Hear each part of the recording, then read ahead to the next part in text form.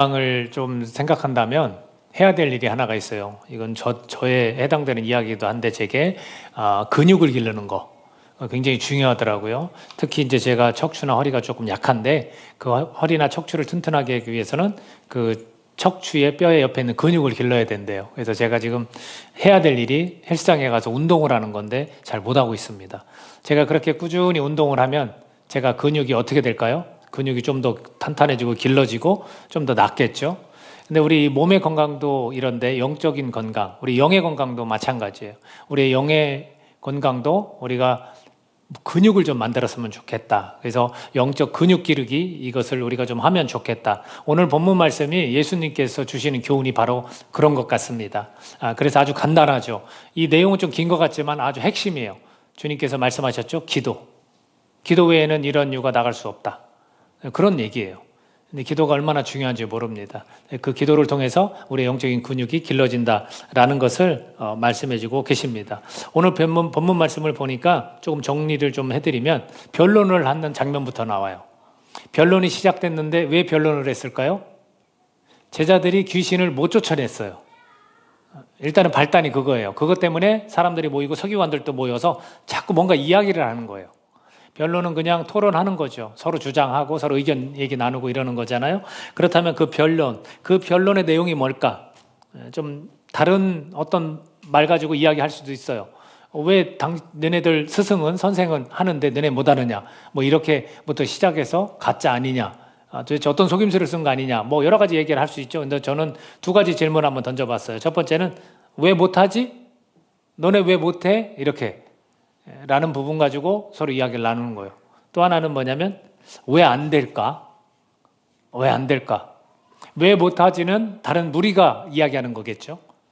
그리고 왜 안 될까는 누가 생각하는 거예요? 제자들이. 그래서 그런 질문을 좀 던져보는데 우선은 18절 말씀을 같이 보면 이렇게 되어 있어요. 귀신이 어디서든지 그를 잡으면 거꾸러져 거품을 흘리며 이를 갈며 그리고 파리에 지는지라 내가 선생님의 제자들에게 내쫓아달라 하였으나 그들이 능히 하지 못하더이다. 왜냐하면 예수님이 질문했거든요. 야, 너희가 무엇을 그들과 변론하느냐라고 했더니 어떤 한 사람이 이걸 확 대답을 해주는 거예요. 아마도 그 아픈 아들을 둔 아버지인 것 같아요. 그래서 그 대답을 들으니 이 내용이 변론 내용이구나 라고 우리가 알 수 있는 거죠. 그러니까 왜 못하는가? 제자들이 왜 못하는가? 그리고 왜 안 될까라는 거. 제자들 입장에서 왜 우리가 안 되지? 라는 것은 28절인데 같이 읽어볼까요? 28절. 자, 읽습니다. 시작. 집에 들어가심에 제자들이 조용히 묻자오되 우리는 어찌하여 능히 그 귀신을 쫓아내지 못하였나이까? 스스로가 생각하는 거죠. 우리 왜 귀신을 못 쫓았죠? 선생님이 이렇게 간단하게 하는데. 그러니까 이 두 가지를 가지고 변론을 막 하는 거예요. 스스로도 자신감이 없겠죠. 이런 부분에 이어서 귀신 들린 아들 그리고 그의 아버지가 등장을 합니다. 그리고 이 귀신 들린 아들은 어릴 적부터 고생을 엄청 했죠. 그럼 그 아버지의 심정은 어떻겠습니까? 어마어마하죠. 이 자식이 아프면 부모는 진짜 모든 것 다 안 보입니다. 그래서 여러 자식 중에서 아픈 손가락 이런 표현을 쓰잖아요. 그러면 아프지 않은 손가락이라고 생각하는 자녀들은 질투를 합니다. 왜 쟤한테만 신경 쓰냐고. 그렇게 이야기하는데 부모가 돼보면 압니다. 그거는. 저도 당연히 부모가 되기 전에 몰랐으니까요. 근데 부모가 되면 알아요. 그래서 그 아픈 아들을 아버지가 얼만큼 간절한 마음이 있었을까. 그래서 기대가 컸을 거예요. 제자들에게. 그렇죠? 그래서 데리고 왔는데 쫓아내지 못하니까 당신들 제자들 내쫓아달라고 부탁했지만 그들이 능히 하지 못했습니다. 이렇게 이제 말을 하죠. 그랬더니 예수님께서 말하시냐면 믿음이 없는 세대여 라고 19절에서 대답하여 이르시되 믿음이 없는 세대여 내가 얼마나 너희와 함께 있으며 얼마나 너에게 참으리요 그를 내게로 데려오라 말씀하시죠.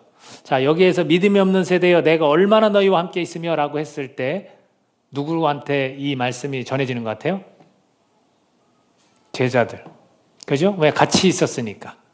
그러니까 왜 안 될까라고 변론하는 제자들. 궁금해하는 제자들에게 이제 주시는 그런 말씀이겠죠. 그랬을 때 20절에서 자, 내게로 데려오라 했더니 당황하는 사람이 하나 생겨요. 자, 20절 같이 읽어보겠습니다. 몹시 당황합니다. 자, 시작. 이에 데리고 오니 귀신이 예수를 보고 곧 그 아이로 심히 경련을 일으키게 하는지라. 그가 땅에 엎드러져 구르며 거품을 흘리더라. 누가 당황합니까? 귀신이. 귀신은 지금 알아봐요. 근데 그 어릴 때부터 아팠던 아이의 아버지는 예수님을 못 알아봤어요. 뭐라고 했냐면 선생님. 근데 누가 지금 알아봐요? 귀신은 알아봐요. 그리고 저항을 하기 시작합니다. 누구를 괴롭히는 거예요? 저항을 하는데? 아이를 괴롭히는 거죠. 여기에서도 우리가 좀 신앙생활하면서 좀 깨달아야 될 것들이 있는 것 같아요. 격렬하게 저항을 하는 거예요. 격렬하게. 누가 지금 그 괴롭힘의 대상이냐면 아이예요. 우리가 삶을 살아가면서 이게 만나는 사람들 보면 꼭 이런 병에 걸린 사람 말고도요, 사탄이 개입하는 경우가 있어요. 그래서 사탄이 어떤 사람에게 개입을 해서 그 사람이 굉장한 격렬하게 저항하는 모습을 본 적이 있습니다. 예를 들면 예수님에 관한 거, 진리에 관한 거, 복음에 관한 걸 얘기할 때 아주 부정적으로 이야기하거나 거기에 대해서 아주 격렬하게 저항하는 그런 경우들이 있는데 그거는 그 사람이 그런 게 아닙니다. 사탄이 개입을 하는 거예요. 근데 우리는 이걸 그냥 너무 쉽게 지나쳐 버리는 것 같아요. 마치 귀신 들린 사람이라면 거기에는 능력이 있지만 일반인 나에게 과연 사탄이 나를 어떻게 괴롭혀? 이렇게 생각하는 것 같습니다. 예를 들어서 복음을 온전히 받아들이지 못하고 십자가 이야기나 예수님 이야기를 할 때 그걸 꺼려 하거나 아니면 공동체를 해체하거나 분열시키려는 이런 모든 것들은 다 사탄이 개입하는 겁니다. 우리가 신앙생활에서 이런 걸 좀 알아야 돼요. 그러면 나라는 사람은 사탄이 들어올 수 없을까? 여러분 그렇게 생각하세요? 주는 그리스도시요 살아계신 하나님의 아들이라고 고백했던 베드로에게도 사탄이 들어갔어요. 그렇게 고백한 자에게도. 근데 그 이후로 베드로가 변화돼서 예루살렘 교회를 세우고 그 유대교를 개종시키고 그 교회의 수장이 된 그때부터는 사탄이 개입을 했을까요? 이게요, 우리가 신앙생활 하면서 진짜 조심해야 되는 거예요. 누구든 유혹당할 수 있어요. 누구든 하나님 원하시지 않은 일을 선택할 수 있어요. 우리에게도 사탄이 개입할 수 있다는 거. 이 아이를 심히 괴롭혔던 거는 아버지가 잘못해서도 아니요, 집안 대대로 무슨 문제가 있어서도 아니요, 사탄이 개입을 해서 이 아이를 괴롭혔던 거죠. 그래서 엄청난 반대를 하는 경우도 사탄이 개입하는 경우가 있다는 거예요. 예수님에 관한 거, 교회에 관한 거라고 해서. 그래서 우리는 그거를 마치 의로운 것처럼 여겨서 이렇게 서로 싸우고, 그렇죠? 분열시키고 이러는 거는 사실은 다 사탄이 개입한 겁니다. 근데 마치 그것을 사람의 잘못을 사탄을 핑계댄다 이렇게 또 얘기하는 경우가 있는데 그건 올바르지 않습니다. 그렇게 얘기한 적이 없어요. 주님은 다 사탄이 장난질하는 경우들이 있다라는 것도 오늘 우리가 교훈으로 좀 얻을 수 있는 것 같습니다. 그랬더니 이 귀신이 먼저 알아채고 막 아이를 땅에 구르고 거품을 흘리게 했더니 예수님께서 물으시는 거죠. 언제부터 이렇게 됐느냐 물으셨더니 어릴 때부터 그렇습니다. 그래서 귀신이 그를 죽이려고 불과 물에 자주 던졌습니다. 그러나 무엇을 하실 수 있거든 우리를 불쌍히 여기사 도와주옵소서 이렇게 이야기를 해요. 우리라는 거는 이 아이와 내 둘 다 괴로운 거죠. 아이라고 어떻게 안 괴롭겠습니까? 고통 중에 놓여있는 그 아이도 괴롭죠. 자기도 자기가 왜 이러는지 모를 거 아닙니까? 가끔 그렇게 아픈 사람들 있잖아요. 내가 왜 그런지도 모르고. 그러니까 우리가 그런 걸 놓고 많이 예수 그리스도의 능력 이름으로 기도해 줘서 또 다른 우리가 어떤 영적인 세계에서 괴롭힘을 당하는 것도 무찔러 줘야 되는 거예요. 의학적인 도움도 다 필요하고 약도 필요하고 다 그러지만 요즘도 그러한 뭐 조현병 비슷한 것도 그렇고 또 정신적인 질환 요즘은 약을 먹는 거에 대해서 공황장애 같은 거에 대해서 부끄러워하지 않잖아요. 그런 것도 있지만 영적으로 그 사람을 누가 꽉 잡고 있다면 그걸 위해서도 우리는 내쫓는 기도를 해야 되는 거죠. 그러니까 우리 둘 다 아들과 아버지 우리 둘 다 불쌍합니다. 도와주십시오. 근데 예수님께서 23절에 뭐라고 말씀하십니까? 같이 한번 읽어보겠습니다. 시작. 예수께서 이르실 때 할 수 있거든이 무슨 말이냐? 믿는 자에게는 능히 하지 못할 일이 없느니라 하시니. 자, 이 믿는 자라는 것은 누구를 두고 한 얘기입니까? 예? 제자들이에요? 지금 자 아버지가 뭐라고 했냐면 무엇을 하실 수 있거든 우리를 불쌍히 여기서 도와주소서라고 했더니 그 대답을 듣고 할 수 있거든이 무슨 말이냐 누가 얘기한 거예요? 그 귀신 들린 아이의 아버지인 거예요. 여기서 말하는 믿는 것은 누구를 대상으로 한 것 같아요? 아버지. 귀신 들린 아들의 아버지한테 얘기한 거예요. 그러면서 믿음을 가져라라는 거죠. 그랬더니 곧바로 그 아이 아버지가 소리를 질렀어요. 24절 읽습니다. 시작. 곧 그 아이 아버지가 소리를 질러 이르되 내가 믿나이다. 나의 믿음 없는 것을 도와주소서 하더라. 제자들은 제3자로 그냥 지켜본 거고요. 이 말은 누구를 향해서? 그 아빠를 향해서. 그리고 아까 믿음 없는 세대요. 내가 언제까지 너희와 함께 있어야겠느냐라고 하는 거는 제자들을 향해요. 왜? 변론을 하고 있었으니까. 여기는 이 아버지가 직접 뭐 하실 수 있는 게 뭐가 있을 거 아닙니까? 그러면 좀 우리를 좀 불쌍히 여기서 도와주세요라고 했더니 예수님이 조금 이렇게 약간 느낌이 좀 격앙된 목소리로 할 수 있거든요. 무슨 말이냐? 믿는 자에게는 능치 못할 일이 없다라고 딱 말씀을 해 주시는 거죠. 여기서 제가 왜 이걸 자꾸 이야기 드리자면 이 믿음 없는 세대라고 할 때 믿음과 또 믿는 자라고 말할 때 이 믿음이 가지고 있는 의미가 있어요. 그 믿음이 뭘까라는 거죠. 자, 그래서 자기 자신이 믿음이 없습니다. 그걸 도와주십시오. 이게 굉장히 중요한 기도예요. 저와 여러분이 고백을 할 때 이 기도는 막 매달려 기도하는 게 아니라 여러분이 한번 고백할 수 있어야 돼요. 예수님, 제가 믿음이 없습니다. 저의 믿음 없음을 도와주세요. 그렇게 말하실 수 있어야 돼요.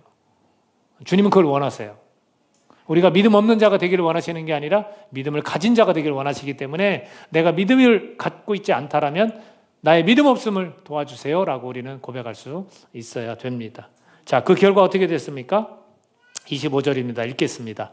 시작. 예수께서 무리가 달려와 모이는 것을 보시고 그 더러운 귀신을 꾸짖어 이르시되 말 못하고 못 듣는 귀신아 내가 내게 명하노니 그 아이에게서 나오고 다시 들어가지 말라 하시매. 자, 26절까지 읽겠습니다. 시작. 귀신이 소리 지르며 아이로 심히 경련을 일으키게 하고 나가니 그 아이가 죽은 것 같이 되어 많은 사람이 말하기를 죽었다 하나 이렇게 이야기합니다. 힘이 다 빠졌죠. 그러니까 푹 하고 이제 숨이 멎은 것 같아요. 죽었다. 사람들은 다 그렇게 봐요, 여러분.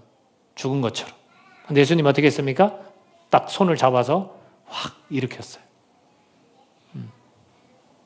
자, 이 광경을 본 아버지, 앞으로의 믿음은 어떨 것 같아요?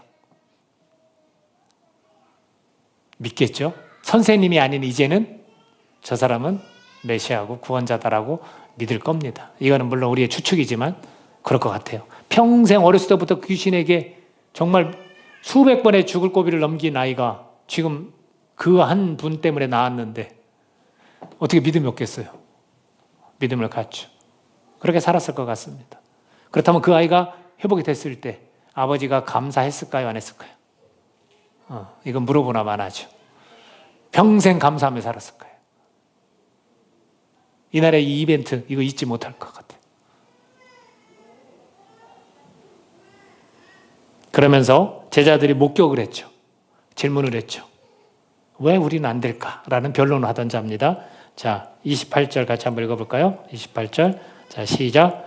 집에 들어가심에 제자들이 조용히 묻자오되 우리는 어찌하여 능히 그 귀신을 쫓아내지 못하였나이까. 부끄러웠나 봐요. 예수님, 우리 왜 못했어요? 남 누가 들을까봐 좀 창피하니까 조용히 이렇게 얘기했다는데 예수님 대답 같이 읽습니다. 29절 시작. 이르시되 기도 외에 다른 것으로는 이런 종류가 나갈 수 없느니라 하시니라. 자, 기도 외에는 안 된다라는 거예요. 기도 외에는. 그럼 제자들이 이럴 수 있잖아요. 우리 기도했어요. 그죠? 우리가 가끔 물어보면 기도하세요 이렇게 하면 뭐라고 해요? 속으로. 겉으로는 얘기 못하고 속으로. 아이고 기도했어요. 그거 좀 식상한 얘기 좀 하지 마요. 속으로 그러는 거예요, 우리가. 그 기도하라고 할 때는 그 속에는 어마어마한 의미들이 내포되어 있어요. 아까 말했던 믿음 없는 세대요. 믿는 자에게 능치 못함이 없다라고 말씀하신 그 속에 들어있는 내용이 뭐냐면 기도 외에는 기도에 관한 이야기를 하시는 겁니다. 기도에 관한 이야기를. 저는 그러면 이 기도에 관한 이야기가 어떻게 그 의미가 무엇인가 믿는 자라고 말했던 그 상대나 믿음이 없는 세대나 주는 거예요. 뭐냐면 기도해야 한다는 거예요. 기도해야 한다. 맞아요. 맞습니다. 기도해야 합니다. 여러분 기도의 야성이라는 것이 다 사라져가고 있는 걸 여러분 아세요? 여러분의 부모 때 더 이상일 거예요. 어쩌면 할아버지 때일 수도 있어요.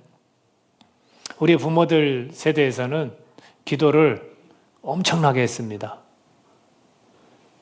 기도를 할 수 있는 장소는 집이 아니었어요. 뭐 뒤쪽 이렇게 뒷뜰에 뭐 이렇게 장독대에 뭐 물 떠놓고 이렇게 달 뜨면 이런 기도가 아니었어요.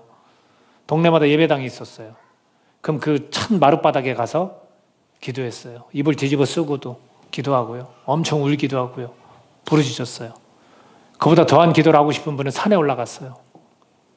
그래서 기도원이 다 어디에 생겼냐면 산에 많이 있잖아요. 산기도를 했어요. 그래서 소나무 뿌리를 뽑는다라는 말도 굉장히 많이 했어요.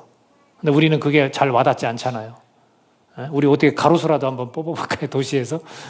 와닿지 않잖아요. 근데 그분들은 다 알아요. 얼마나 기도했는지.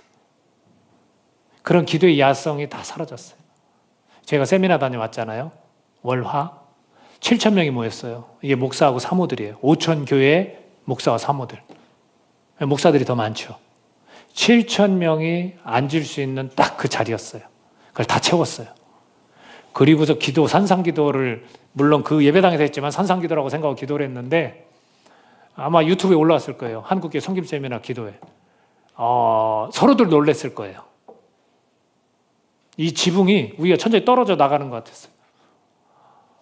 너무 많은 목회자, 얼마나 열정적이겠습니까, 목회자들이. 그 교회가 아마 굉장한 은혜를 받았을 것 같아요. 오히려 섬기는 분들이 굉장히 많았거든요. 곳곳에 서서 안내하고 하는 분들이 엄청 많더라고요. 그분들이 놀랬을 수 있어요. 다르구나. 도전이 됐겠죠.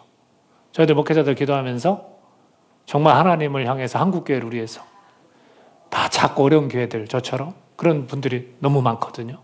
그런 분들이 막 부르짖으며 눈물을 흘리며 막 서로 기도하는 거예요. 옆에 사람 방언 어디 막 소리 지르고 막 해요. 박수 치고 막 하나도 개의치 않아요. 막 부르짖어 올렸어요. 그거를 2박 3일 동안, 1박 2일 동안 계속 시간마다. 그러니까 어느 분이 벌써 찍어서 막 올렸더라고요, 유튜브에. 한국교회 희망이 있다. 이런 표현도 쓰면서. 그 희망은 기도할 때 희망이 있는 거지. 은혜 영광께 희망이 있습니까? 어떨 때? 기도할 때죠.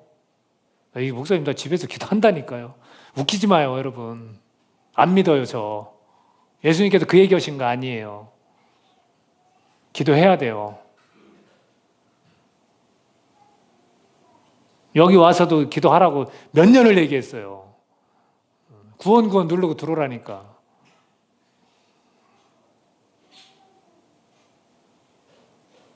예수님 말씀하시잖아요. 기도 외에 다른 것으로 이런 종류가 나갈 수 없다고. 여러분 힘들고 어려운 거 있을 거 아니에요.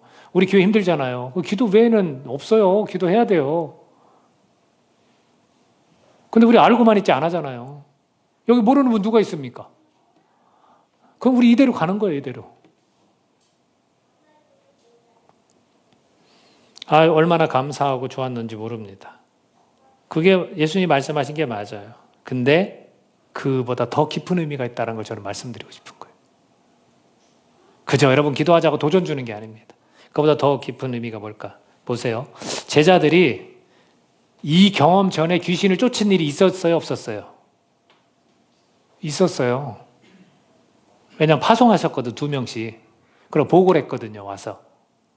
귀신을 쫓았고 병든 자들을 어떻게 해요? 낫게 했어요. 근데 이번도 그렇게 돼야 맞죠? 안 됐잖아요. 그러면 예수님이 기도 외에는 이런 종류가 나갈 수 없다라고 말씀하셨죠. 그럼 여기서 우리가 생각해 볼 게 분명히 있습니다. 왜 여기서는 안 됐을까? 그거를 제가 여러분에게 말씀드리려고 합니다. 여러분, 이들이 갖고 있는 거를 이 선생, 메시아일 수도 있고 선생이고 이렇게 제자들도 여겼거든요. 반신반의했을 거예요. 그러면서 이분이 이 나라를 해방시키고 정말로 다윗 왕 때처럼 뭔가 우리가 하나님을 마음껏 찬양하고 높이는 그것이 현실이 이 땅에서 이루어질 거다라는 착각도 분명히 하고 있었어요. 그리고 그들이 지금 이 병자도 고치고 귀신 쫓으니까 능력이 우리에게 있다라고 생각하는 거예요. 여러분, 능력은 소유일까요? 이들은 지금 소유로 생각하는 거예요. 나에게 주셨기 때문에 이 소유된 것으로 언제든지 이게 돼야 돼요. 여러분, 능력은 소유의 문제가 아니라 공급의 문제입니다. 누가 공급합니까? 예수 그리스도라는 분이 공급해 주셔야 되는 거예요. 그러면 지금 이들이 안 된 이유가 뭡니까? 자기의 능력을 소유로 여겼기 때문에 그래요. 여러분, 기도할 때 무엇을 해야 됩니까? 항상 나에게 있는 게 아닙니다, 여러분. 항상 주셔야 되는 겁니다. 소유가 아니에요. 한 번 받았다 다 된 게 아니에요. 구원도 뭐라고 합니까? 한 번 받아서 되는 게 아니라 이루어가는 거잖아요. 성숙해가는 거잖아요. 이게 착각인 거예요, 애들이. 기도하면서 뭘 하는 겁니까? 소유를 했으면 기도 안 하는 거예요, 여러분. 왜 내 삶이 평탄하기만 하지 않습니까? 평탄하기만 하면 기도 안 해요, 여러분. 여러분 기도하실 것 같아요? 기도 안 해요. 어려움도 있고 평탄함도 있고 기쁨도 있고 고통도 있고 슬픔도 있고. 바로 이 문제에 걸린 거예요, 여러분. 자, 이거를 제가 증명해 드릴게요. 지금 이 제자들의 이 모습과 아주 다른 모습이 있어요. 사도행전 3장에 가면 예수님이 돌아가시고 성령 받으라 성령을 받고 이들이 달라졌거든요. 자, 성전에 들어갑니다. 성전 미문이라는 그곳에 앉아서 구걸하는 사람이 있어요. 안진뱅이가. 사람들이 들어다가 걷다 놓고 구걸해서 그 돈을 나눠 갖는 거예요. 그 사람들이 쳐다봅니다. 베드로와 요한이 들어가다 봐요.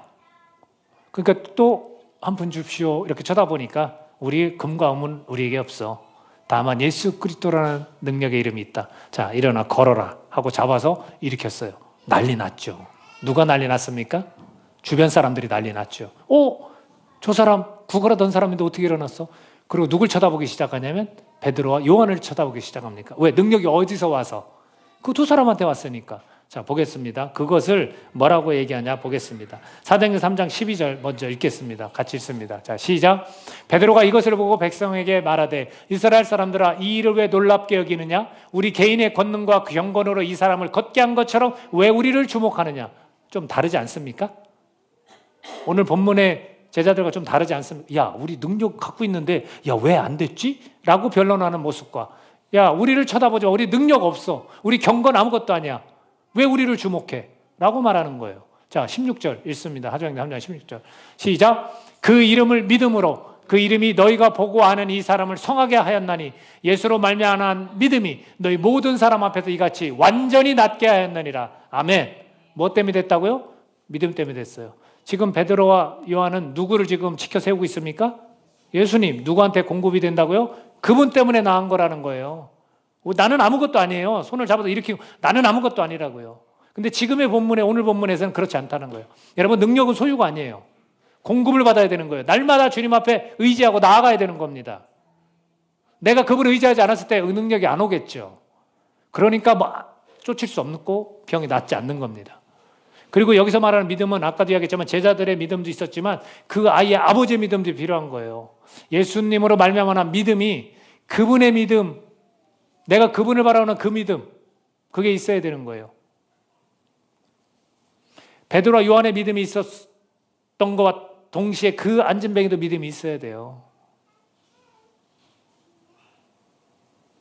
이래서 주님께서는 기도 외에 다른 것으로 이런 종류가 나갈 수 없다라고 했을 때 너네들이 도대체 어떻게 기도하는 거야? 계속해서 기도하면 뭘 깨닫게 돼요? 소유가 아니라 공급이 되는 거다라는 걸 깨닫게 되는 거예요. 또 하나, 이 기도 외에 다른 것으로 이런 종류가 나갈 수 없다라도 또 하나가 있습니다. 여러분, 이 지금 현재 본문에 나온 제자들은 어떻게 하고 있냐면 자신의 업적을 보고 있어요. 예를 들면 내가 몇 명 고쳤다? 내가 언제 귀신을 쫓았다라는 걸 기억하는 거예요. 이 영광은 누구한테 돌아갑니까? 자기한테 돌아가는 거예요. 근데 결국 사도행전에 나온 이 장면을 보니까 그 업적 누구한테 돌아가고 있습니까? 주님께 영광 돌리는 거예요. 여러분 삶이 여러분이 누구한테 지금 영광 돌리며 살아가고 있습니까? 여러분이 열심히 뭔가를 일을 이루고 업무를 감당하고 뭔가를 막 이룩하는 게 무엇 때문에 그렇습니까? 여러분 개인 능력 때문에 그렇다고 혹시 착각하십니까? 내가 그렇게 하는 이유는 하나님의 영광을 위해서 하는 거예요. 기도 외에 다른 종류가 나갈 수 없다라고 말씀하실 때 이 기도는 바로 이런 거예요.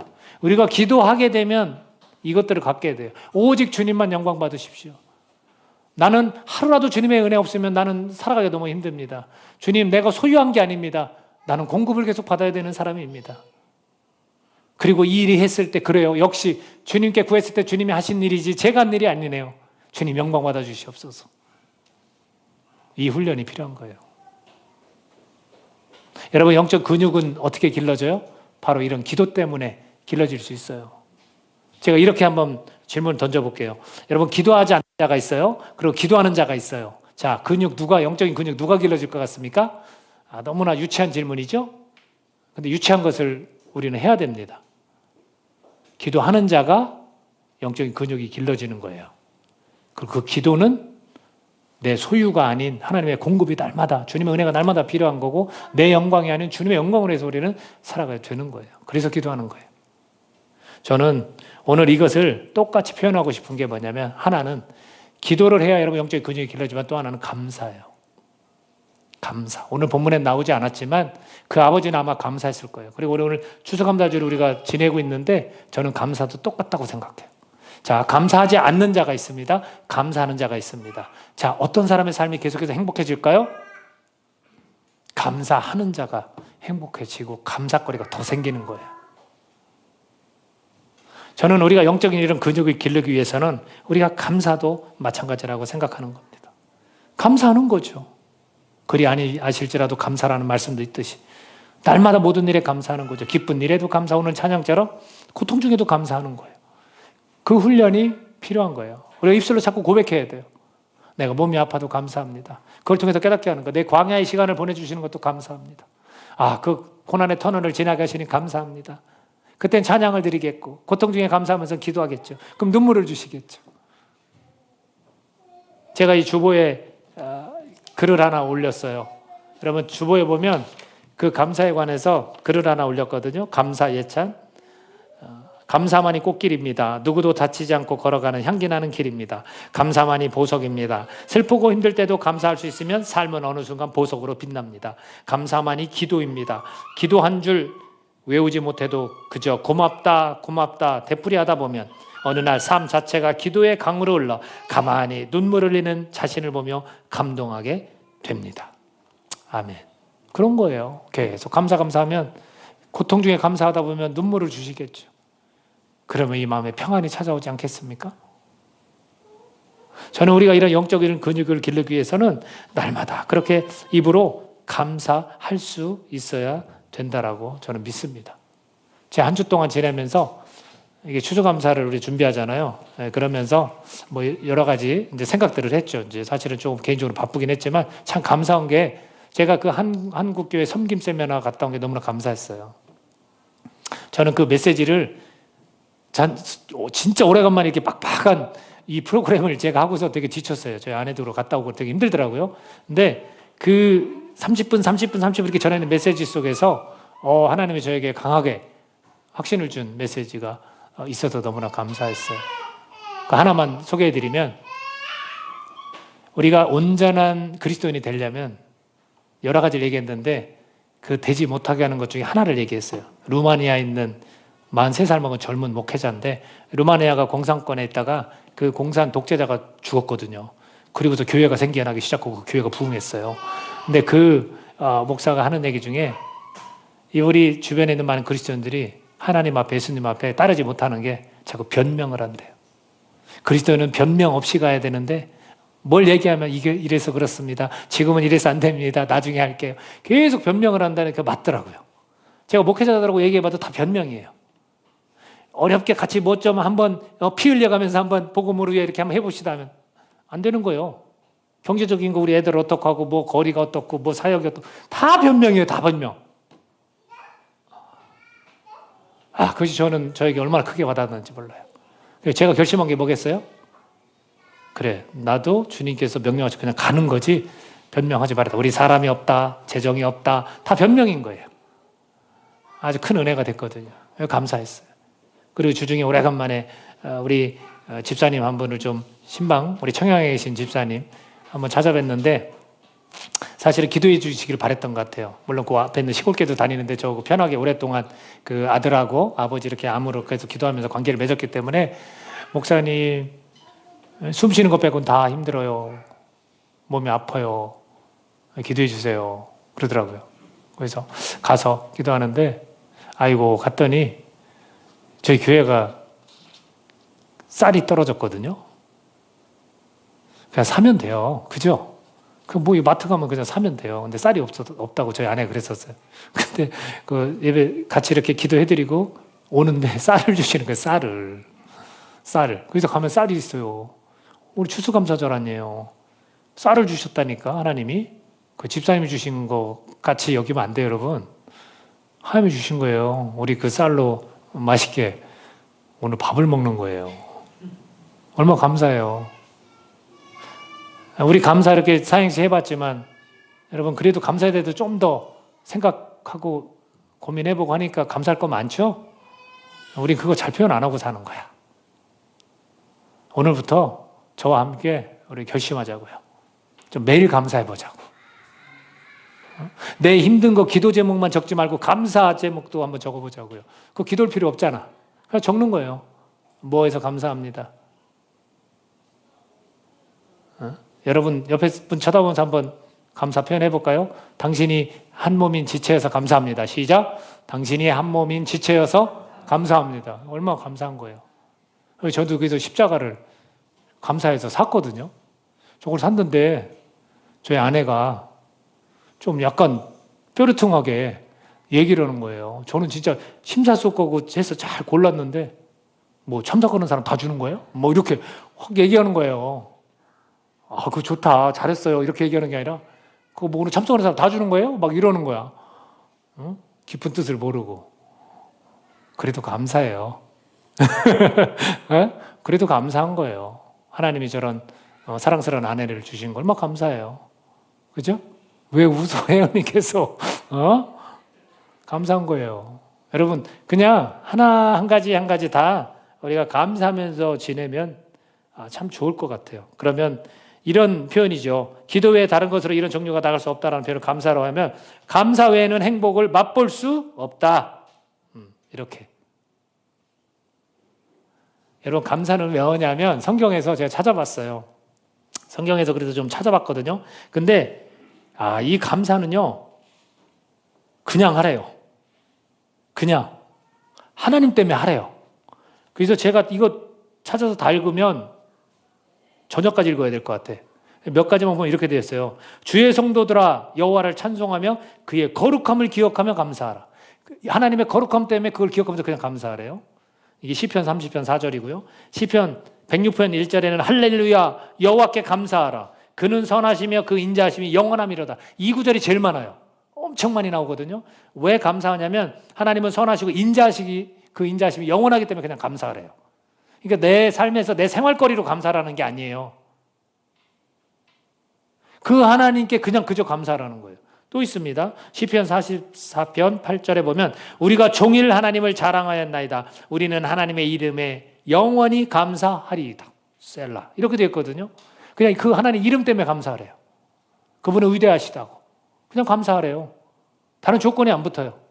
그분께 감사하면 우리의 삶이 감사가 되는 거예요. 그 원리예요. 마지막으로 하나만 더 읽어드릴게요. 시편 139편 14절 내가 주께 감사함은 나를 지으심이 심히 기묘하심이라. 주께서 하시는 일이 기이함을 내 영혼이 잘 아나이다. 나를 이렇게 이 땅에 보내시고 나를 창조하신 것 때문에 감사하대요. 기가 막히다는 거죠. 나를 어떻게 이렇게 만드셨을까? 여러분 자신 때문에 여기 이렇게 하면 좀 더 멋있고 이렇게 하면 좀 더 이쁠 텐데 이런 생각은 했어도 내 요 생긴 것 자체로 와 하나님 감사합니다. 어떻게 이렇게 신기하게 나를 이렇게 만드셨어요. 기가 막히게 못생기게 만들었네요. 뭐 이렇게 감사한 적 있어요? 잘 안 하잖아요. 그죠? 감사하라는 거죠. 저와 여러분이 계속해서 감사했으면 좋겠어요. 여러분 데살로니가전서 5장 18절에서 뭐라고 해요? 항상 범사에 감사하라. 이것이 그리스도 예수 안에서 너희를 향하신 하나님의 뜻이니라. 그러니까 감사를 놓치는 건 하나님의 뜻을 놓친 거예요. 기도하는 거 여러분 꼭 우리가 영적 근육을 길리는 것 기도하셔야 돼요. 저와 같이 기도해요. 같이 모여서도 좀 기도하자고요. 홀로 기도도 하시고 그리고 기도 가운데 우리가 깨닫게 되는 게 있을 겁니다. 하나님이 주신 능력, 소유가 아니라 한 번 기도했다고 되는 게 아니에요. 한 번 영적으로 뭔가 좀 이렇게 막 체험한 것처럼 감동됐다고 된 게 아니에요. 날마다 우리는 그냥 기도하면서 살아야 되는 거예요. 그리고 우리는 날마다 또한 감사하고 기도하면서 내 영광이 아닌 하나님의 영광을 자꾸 돌리게 되는 그 기도를 같이 하고 날마다 그 하나님 이름을 거룩하심을 선하심을 그분의 인도하심이 영원함을 우리가 그냥 감사하는 거예요. 나를 만드심을 감사하고 감사가 입술에도 떠나지 않는 것이 하나님의 뜻입니다. 그래서 저와 여러분이 영적인 근육을 그렇게 기도와 감사로 잘 그렇게 키워갈 수 있기를 예수님의 이름으로 축복합니다. 아멘. 기도하겠습니다.